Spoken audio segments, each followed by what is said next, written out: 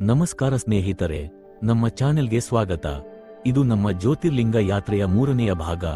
ಈ ಭಾಗದಲ್ಲಿ ನಾವು ಝಾರಖಂಡನಲ್ಲಿರುವ ಬಾಬಾ ಬೈದ್ಯನಾಥ ಜ್ಯೋತಿರ್ಲಿಂಗದ ದರ್ಶನ, ಉತ್ತರ ಪ್ರದೇಶದಲ್ಲಿರುವ ಶ್ರೀ ಕಾಶಿ ವಿಶ್ವನಾಥ ಜ್ಯೋತಿರ್ಲಿಂಗದ ಮಹತ್ವ, ದರ್ಶನ ಕ್ರಮ ಮತ್ತು ಅಗತ್ಯ ಪ್ರಯಾಣ ಮಾಹಿತಿಯನ್ನು ತಿಳಿದುಕೊಳ್ಳೋಣ.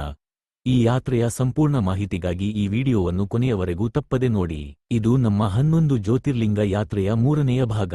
ನೀವು 2ನೆಯ ಭಾಗವನ್ನು ಇನ್ನೂ ನೋಡದೇ ಇದ್ದರೆ ಅದರ ಲಿಂಕ್ ಡಿಸ್ಕ್ರಿಪ್ಷನ್ ವಿಭಾಗದಲ್ಲೂ ಮತ್ತು ಎಂಡ್ ಸ್ಕ್ರೀನ್ನಲ್ಲೂ ಲಭ್ಯವಿದೆ. ದ್ವಾರಕಾ ಮತ್ತು ನಾಗೇಶ್ವರ ಜ್ಯೋತಿರ್ಲಿಂಗ ದರ್ಶನವನ್ನು ಭಕ್ತಿಭಾವದಿಂದ ಪೂರ್ಣಗೊಳಿಸಿದ ನಂತರ ಯಾತ್ರೆಯ ಮುಂದಿನ ಹಂತವಾಗಿ 8ನೇ ಜ್ಯೋತಿರ್ಲಿಂಗ ಬೈದ್ಯನಾಥ ಧಾಮ ಕಡೆಗೆ ಪ್ರಯಾಣ ಆರಂಭ. ಈ ಹಂತದಲ್ಲಿ ಅತ್ಯಂತ ಮುಖ್ಯವಾದುದು ದ್ವಾರಕೆಯಿಂದ ಬನಾರಸ್ಗೆ ಇರುವ ರೈಲು ಪ್ರಯಾಣದ ಯೋಜನೆ. ದ್ವಾರಕೆಯಿಂದ ಬನಾರಸ್ಗೆ ವಾರಕ್ಕೆ ಒಂದೇ ಬಾರಿ ಮಾತ್ರ, ಅಂದರೆ ಪ್ರತಿ ಗುರುವಾರ ಮಧ್ಯಾಹ್ನ 3 ಗಂಟೆಗೆ ಹೊರಡುವ ರೈಲು ಲಭ್ಯವಿರುವುದರಿಂದ ದ್ವಾರಕಾ ಮತ್ತು ನಾಗೇಶ್ವರ ದರ್ಶನವನ್ನು ಅದಕ್ಕೆ ಅನುಗುಣವಾಗಿ ಪ್ಲಾನ್ ಮಾಡಿಕೊಂಡು ಪೂರ್ಣಗೊಳಿಸುವುದು ಅತ್ಯವಶ್ಯಕ. ಪ್ರತಿ ಗುರುವಾರ ಮಧ್ಯಾಹ್ನ 3 ಗಂಟೆಗೆ ದ್ವಾರಕೆಯಿಂದ ಹೊರಡುವ ರೈಲು ಶನಿವಾರ ಮಧ್ಯರಾತ್ರಿ 2 ಗಂಟೆ ಬನಾರಸ್ ರೈಲು ನಿಲ್ದಾಣಕ್ಕೆ ತಲುಪುತ್ತದೆ. ಅಲ್ಲಿಂದ ಆಟೋ ಮೂಲಕ ವಾರಣಾಸಿ ರೈಲು ನಿಲ್ದಾಣಕ್ಕೆ ತೆರಳಿ ಬೆಳಗ್ಗೆ 6 ಗಂಟೆ 20 ನಿಮಿಷಕ್ಕೆ ಹೊರಡುವ ವಂದೇ ಭಾರತ್ ಎಕ್ಸ್‌ಪ್ರೆಸ್ ಮೂಲಕ ಪ್ರಯಾಣಿಸಿ ಮಧ್ಯಾಹ್ನ 1 ಗಂಟೆ ಜಸಿಡೀಹ್ ಜಂಕ್ಷನ್ಗೆ ತಲುಪುತ್ತದೆ. ಜಸಿಡೀಹ್ ಜಂಕ್ಷನ್ನಿಂದ ಆಟೋ ಮೂಲಕ ಬೈದ್ಯನಾಥ ಧಾಮಕ್ಕೆ ತೆರಳಬಹುದು. ದೇವಾಲಯದ ಸಮೀಪದಲ್ಲೇ ಸ್ನಾನ, ಶೌಚಾಲಯ ಮತ್ತು ಬಟ್ಟೆ ಬದಲಾಯಿಸುವ ಫ್ರೆಶ್ ಅಪ್ ಸೌಲಭ್ಯಗಳು ಲಭ್ಯವಿರುವುದರಿಂದ ದರ್ಶನಕ್ಕೂ ಮುನ್ನ ಶುದ್ಧವಾಗಿ ಸಿದ್ಧರಾಗಬಹುದು. ಫ್ರೆಶ್ ಅಪ್ ನಂತರ ಬೈದ್ಯನಾಥ ಜ್ಯೋತಿರ್ಲಿಂಗದ ದರ್ಶನ ಮಾಡಬಹುದು. ಈ ಕ್ಷೇತ್ರವು ಶಿವನು ವೈದ್ಯನ ರೂಪದಲ್ಲಿ ಭಕ್ತರನ್ನು ರಕ್ಷಿಸುವ ದೇವಾಲಯವೆಂದು ಪ್ರಸಿದ್ಧವಾಗಿದೆ. ಪುರಾಣಗಳ ಪ್ರಕಾರ ರಾವಣನು ಶಿವನನ್ನು ಇಲ್ಲಿ ತೀವ್ರ ತಪಸ್ಸಿನಿಂದ ಆರಾಧಿಸಿದ್ದಾನೆ ಎಂಬ ನಂಬಿಕೆಯಿದೆ. ಈ ದರ್ಶನದೊಂದಿಗೆ ನಮ್ಮ 8ನೇ ಜ್ಯೋತಿರ್ಲಿಂಗ ಯಾತ್ರೆ ಭಕ್ತಿಭಾವದಿಂದ ಯಶಸ್ವಿಯಾಗಿ ಪೂರ್ಣಗೊಳ್ಳುತ್ತದೆ. ದರ್ಶನದ ನಂತರ ಮುಂದಿನ ಜ್ಯೋತಿರ್ಲಿಂಗ ಯಾತ್ರೆಯನ್ನು ಮುಂದುವರಿಸಲು ಮತ್ತೆ ಜಸಿಡೀಹ್ ರೈಲು ನಿಲ್ದಾಣಕ್ಕೆ ವಾಪಸ್ ತೆರಳಬೇಕು.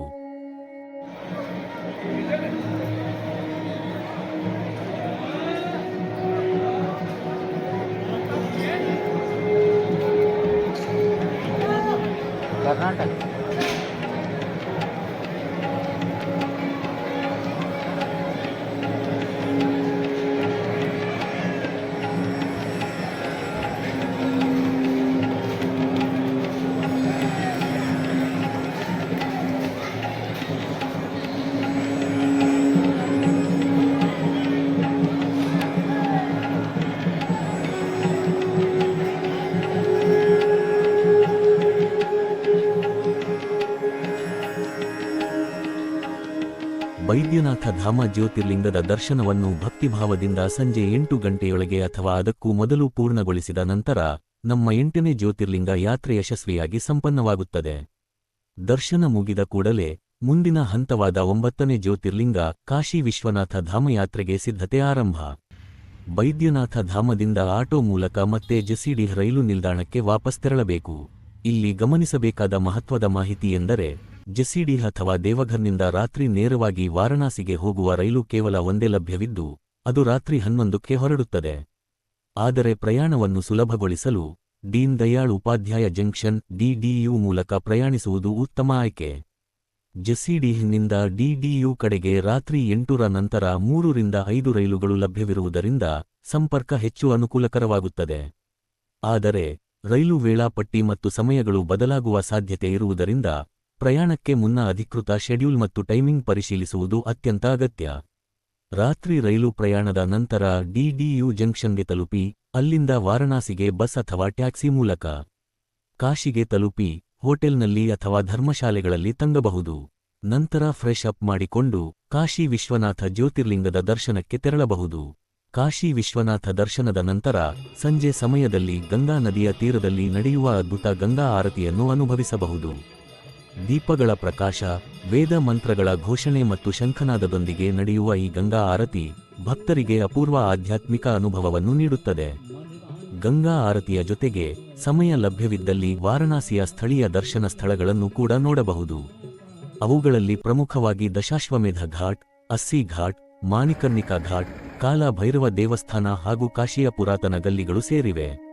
ಈ ಸ್ಥಳೀಯ ದರ್ಶನದಿಂದ ಕಾಶಿಯ ಸಂಸ್ಕೃತಿ, ಪರಂಪರೆ ಮತ್ತು ಅಧ್ಯಾತ್ಮದ ವೈಭವವನ್ನು ಸಮೀಪದಿಂದ ಅನುಭವಿಸಬಹುದು. ಈ ದರ್ಶನಗಳೊಂದಿಗೆ ನಮ್ಮ 9ನೇ ಜ್ಯೋತಿರ್ಲಿಂಗ ಯಾತ್ರೆ ಭಕ್ತಿಭಾವದಿಂದ ಪೂರ್ಣಗೊಳ್ಳುತ್ತದೆ. ಇದೀಗ ಯಾತ್ರೆ ಮುಂದಿನ ಹಂತಕ್ಕೆ ಸಾಗುತ್ತಿದ್ದು, ಮುಂದಿನ ಭಾಗದಲ್ಲಿ ನಾವು 10ನೇ ಜ್ಯೋತಿರ್ಲಿಂಗ ದರ್ಶನದ ಪ್ರಯಾಣವನ್ನು ವಿವರವಾಗಿ ತಿಳಿದುಕೊಳ್ಳೋಣ.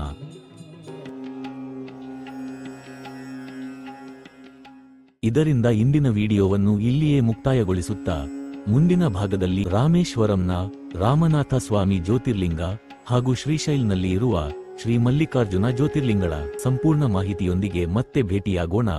ವಿಡಿಯೋ ಇಷ್ಟವಾದರೆ ಲೈಕ್ ಮಾಡಿ, ಚಾನೆಲ್ಗೆ ಸಬ್ಸ್ಕ್ರೈಬ್ ಮಾಡಿ ಮತ್ತು ಶೇರ್ ಮಾಡಿ. ಧನ್ಯವಾದಗಳು. ಹರ್ ಹರ್ ಮಹಾದೇವ್.